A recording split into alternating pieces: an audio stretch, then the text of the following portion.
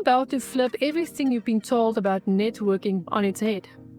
Because the women who successfully transition from corporate to entrepreneurship aren't the ones with the biggest networks.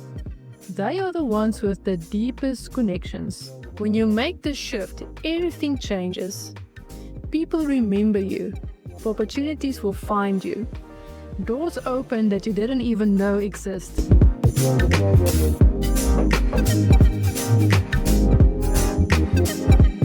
Hello, beautiful souls, and welcome back to the Confident Alchemist podcast, where bold women take the brave leap to build businesses and lives that they deserve. I am Debbie, and today I'm going to tell you why networking strategies is failing you, and it's not what you think. You've been to the events, you've collected the business cards, you've sent the LinkedIn connection requests, the coffee meetings, and you're still stuck in the same corporate job, wondering why your network isn't opening doors for you. Here's the brutal truth. You're not networking wrong because you are shy. You're not failing because you don't have enough contacts. You are stuck because you got taught to network like a man in a woman's world, and it's completely backfiring. The difference between networking and connecting is the difference between collecting business cards and building a business.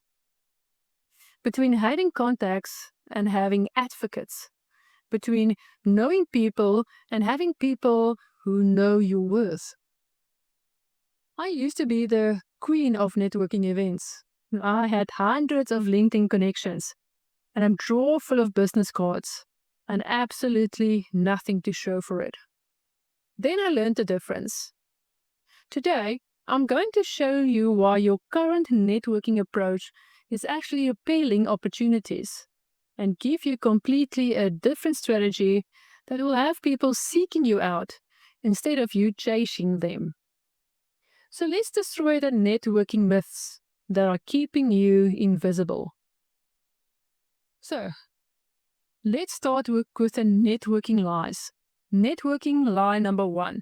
It's all about who you know. Wrong. It's about who knows what you can do. You can know the CEO of every company in your city, but if they don't know your value, you're just another face in their contact list. Most women approach networking like they're collecting Pokemon cards. I met the VP of marketing at ABC company. But did the VP of the marketing actually remember you? Do they know what problem you solve? Could they recommend you to someone who needs your expertise? People don't remember who you are. They remember how you made them feel and that value you brought to their lives. If your networking conversation is about you, trying to impress them, you've already lost. Lie number 2. You need to attend more events. This is the biggest waste of time and energy. Most networking events are full of people trying to sell to each other. It's like a room full of hunters with no prey. One meaningful conversation with the right person is worth more than 50 superficial conversations with random people. Stop trying to work the room. Start trying to serve the room. Here's what nobody tells you. Introverts have a massive advantage to make real connections, where extroverts are bouncing from person to person. Introverts are having more deep, meaningful conversations that people actually remember. Networking lie number 3. LinkedIn connection equals opportunities. Your 500 plus LinkedIn connections aren't helping you because connections without context are worthless. Having someone's contact information doesn't mean you have access to them. LinkedIn has created this illusion that adding someone to your network means you have a relationship with them. But when was the last time when one of your LinkedIn connections actually helped you to get opportunity? Real relationships require real investment. They require showing up consistently, adding value, and caring about the other's personal success, not just your own. Network line number 4. You need to pitch yourself. The fastest way to kill a networking conversation is to launch into your elevated pitch. Nobody cares about your resume. They care about their problem. When you lead with what you do, you're making the conversation about you. When you lead with curiosity about them, you're making the conversation about value about them. The most powerful networking tool isn't your elevated pitch. It's your ability to ask questions that make people think, feel understood, and see possibilities. Now, let me give you the connection code, the strategy that actually builds relationships that open doors. The connection principle number 1. Lead with curiosity, not credentials. Instead of telling people what you do, ask them about their biggest challenges. Instead of sharing your achievements, discover their aspirations. Instead of pitching your services, understand their struggles. Asking a question like, "What's the most exciting project you're working on right now?" is definitely more powerful than, "Let me tell you about my background in marketing." People will forget about what you said about yourself, but they will never forget how you made them feel heard and understood. The connection principle number 2. Become a connector, not a collector. Stop trying to get value from your network. Start giving value to them.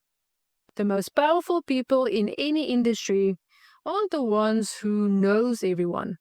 They are the ones that everybody comes to for connections. When you become known as the one who connects others, you become the center of the network instead of just another node in it. Scarcity thinking says, "I need to hoard my connections." Abundance thinking says, "The more I give, the more I receive." When you introduce two people who can help each other, both of them will remember you as valuable. The connection principle number 3. Follow up with value, not requests. Most people follow up with, "Let's grab a coffee sometimes," or "I'd love to pick your brain." These are requests disguised as relationship building. Instead, follow up with something useful. An article that relates to their challenge, an introduction to someone who can help them, a resource that solved their problem. Lead with giving, not getting. Connection principle number 4. Build relationships before you need them. The biggest networking mistake is only reaching out when you need something. By then, it's too late. You're not building relationships. You're making transactions. Real connectors invest in relationships consistently, not just when they need something. They check in regularly, celebrate others' wins, and offer support during challenges. Relationships compound over time. The person who's an intern today might be a CEO tomorrow. The colleague who is struggling now might be your biggest advocate later. Connection principle number 5. Be memorable for the right reasons. Don't try to be the smartest person in the room. Be the most helpful. Don't try to impress with your achievements. Impress with your genuine interest in others. Authenticity is rare in networking environments. When you show up as genuinely yourself, genuinely interested in others, and genuinely helpful, you will stand out immediately. People remember stories, not statistics. Stay stories about challenges that you've overcome, lessons you have learned, and transformations you have witnessed. Stories create emotional connection that facts never can. Here's what I want you to understand. The future belongs to the connectors, not the collectors. In a world where everyone is trying to network their way to success, the people who focus on genuine connections will dominate. We are moving into relationship economy where trust, authenticity, and genuine care are the new currency. Your ability to build real relationships will determine your success more than your resume will ever. Women have a natural advantage in this new economy. We are wired for relationship building, emotional intelligence, and collaborative success. The networking strategy that works for men in the old boys club don't work for us, and they don't need to. Instead of trying to network like men, let's connect like women. Let's build relationships based on mutual support, genuine care, and collaborative success. Let's create networks that nurture instead of networks that extract. Here's your new network strategy. Before your next networking event, set the goal to help 3 people instead of meeting 3 people. Ask better questions. Listen more than you talk. Follow up with value, not requests. Stop asking, what can this person do for me? And start asking, what can I do for this person? Stop thinking, how can I impress them? Start thinking, how can I serve them? When you shift from networking to connection, something magical happens. People start coming to you. Opportunities start finding you. Your reputation precedes you instead of you having to build it in every conversation. The return on investment for genuine relationships is infinite. One real connection can change your entire career trajectory. One authentic relationship can open doors you didn't even know could exist. Here's my challenge to you. For the next 30 days, focus on connecting rather than networking. Help someone every day. Make one meaningful introduction per week. Follow up with value, not requests. Listeners, I want you to remember this. Your network is not your net worth. Your relationships are your real worth. Stop collecting contacts and start building connections. Stop trying to impress and start trying to serve. Stop networking like it's a transaction and start connecting like it's a relationship.